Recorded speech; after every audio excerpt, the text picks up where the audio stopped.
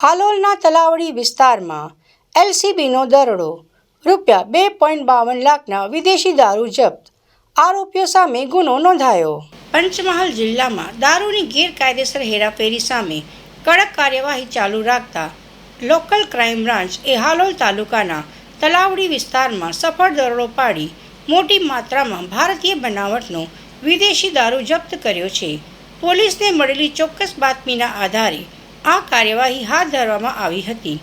માહિતી અનુસાર તલાવડી ગામના ડામોર ફળિયામાં રહેતા રાકેશભાઈ રણજીતભાઈ બારિયા દ્વારા પોતાના ઘરની બાજુમાં મકાઈના સૂકા પૂડા પાછળ દારૂનો જથ્થો છુપાવી રાખવામાં આવ્યો હતો.